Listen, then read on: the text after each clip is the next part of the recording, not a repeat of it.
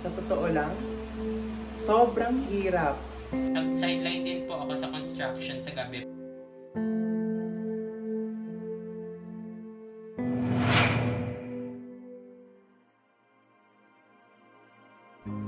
In the face of the challenges of the economy, we feel the intensity of the problem that envelops many families and many communities in the country. The continuous rise of unemployment. As the Philippines navigate the intricate path of change in the global landscape, this specter of unemployment looms, bringing sorrow to the dreams and aspirations of many Filipinos. Due to interconnected reasons, including changes in the global economy and the unexpected blow of COVID-19, the Philippines is facing a critical juncture where the search for employment seems to be getting even more difficult for the majority. Magandang gabi. Bago magsimula, ano ang iyong pangalan, edad at saan ka nakatira? Magandang gabi rin po. Ako si Ali Lamela. Tawagin niyo na lang po akong Ali. 25 anyos, nakatira sa Cainta, Rizal. Ali, ano ang iyong trabaho at ano ang tinapos mo? Sa katunayan ho, marami po akong kinukuhang trabaho. Katulad po ng mga ngalakal, construction, kargador sa palengke at iba pa. Upang maitustos ang mga pangangailangan sa bahay at ang aking mga kapatid. Ako ay high school graduate lamang, kaya hirap ako makahanap ng regular na trabaho. Kung maaari namin tanong, bakit hindi ka nakapagtapos ng kolehiyo? Sa kasamaang palad, maaga pumanaw ang aking mga pamilya. Kaya't ako ay naging breadwinner ng murang edad ng aming tahanan.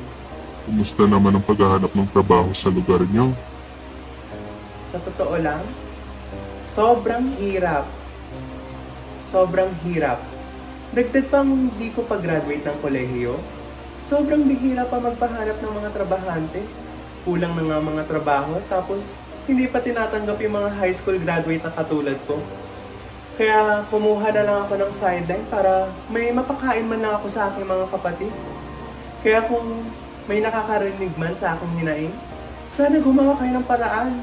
Dahil hindi lang ako nagsasalita para sa akin. Boses din ito ng mga nasa laylayan. Magbigay pa kayo ng maraming trabaho para sa lahat.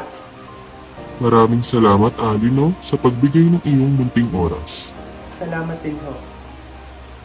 Ali, only a high school graduate, like millions of other Filipinos, finds himself unemployed, a situation linked to not attaining a college degree.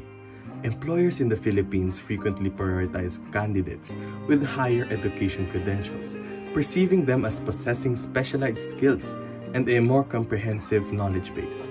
Unfortunately, this preference has created a challenging landscape for those who have completed only the high school level, leaving many Filipinos grappling with unemployment. So according to the Philippine Institute of Corporate Directors, most local companies are still hesitant to hire K-12 graduates. Kaya dito sa atin sa Pilipinas, young people na hindi pinagpala magpatuloy na pag-aaral ay nahihirapan pa rin maghanap ng decent jobs na tatanggapin sila. Did you know that the number of unemployed Filipinos as of now is 2.26 million? Can you imagine how much is that? That is only 2% of our current population. Now, the main reason kung bakit ganun kataas ang unemployment rate natin ay dahil lang naman sa tinatawag na low direct foreign investments. Ang sabihin nito ay walang investors or companies na gusto magtayo ng kanilang business dito sa Pilipinas. At dahil sa ekonomiya natin, dahil nga ang kinakalabasan nun, ang babawasan ng chance ng mga tao mabigyan ng trabaho at makapaghanap ng oportunidad para sa trabaho. Ang iba naman aspekto nito ay overpopulation, pangit na education system, at kakulangan sa mga vocational and technical training facilities.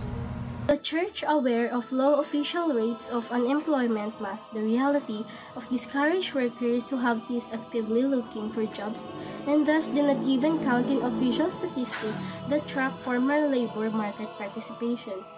With millions unemployed in this economy, it is important to understand how Catholic social thought considers unemployment.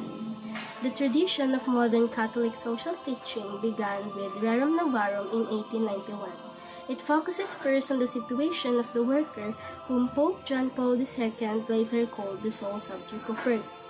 In John Paul's writing, he makes it clear that, by their work, workers are continuing and perfecting the creative activity of God the Creators, and thus deepening the reality of being made in God's image.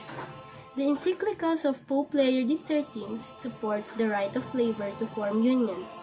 It rejects both socialism and unrestricted capitalism while affirming the right to private property. Rerum Novarum is considered a foundational text of modern Catholic social teaching. Pope Leo also presented the decidedly Catholic principle of preferential option for the poor. The Quadragesimo Anno is an encyclical letter of Pope Pius XI. A second section clarifies the Catholic teaching on private property, the relation of capital and labor as the social classes. So, the nature of social justice and wages, the extension of property ownership to workers is advocated as a means towards their security and towards a fairer distribution of fruits of industrialism. So let's hope for the best to come, because from the Philippians chapter 2 verse 13, for it is God who is at work in you, both to will and to work for His good pleasure. Again, I am Arian Contreras from the Catholic Church. As highlighted by our expert, the K-12 system implemented by the government as a solution has proven rather ineffective in curbing unemployment. Should the government reconsider its approach and explore alternative solutions to address the complexities of unemployment more effectively? Magandang umaga po, ma'am. Magandang umaga, Iha. Magpakilala ka. Ako po ay si Eugene Leitner Sinidea, 20 years old po. Ako po ay nakatira sa Barangay Talipapa, Quezon City. Ako po ay newly graduate ng 2-year course pong Food and Beverage Services sa Universidad ng Quezon City. So, newly graduate ka pala. Kamusta? Marami ka na bang na-applyan o ito yung unang pag-a-apply mo? Opo, ma'am. Marami na po akong na-applyan at mag-6 na buwan na po akong nag-a-apply, pero wala pa rin akong makuhang trabaho. Ito po, nagbabakasakali ako dito na sana'y matanggap ako kasi napakahirap po talaga. Ang preferred nila ay 4-year course at ayaw nila ng 2-year course, kaya hindi po ako matanggap-tanggap. Bakit nga ba 2-year course lang kinuha mo, Eugene? Hirap na po ang mga magulang ko na patapusin ako ng pag-aaral dahil pagtitinda lang po ng turon ang hanap buhay ng mga magulang ko. Hindi na po nila kakayanin ng 4 na taon, kaya 2 taon na lang ang kinuha ko. Gusto ko rin makatulong agad sa kanila dahil hirap na po sila at ako po ang kanilang huling pag-asa para makaraos sa paghirap ng buhay. Ngayon nga po may sakit ang nanay ko at hindi nakakapagtinda, kaya ako ang nagtitinda para may makain po ang pamilya ko. Nag-sideline din po ako sa construction sa gabi para pangdagdag sa kita.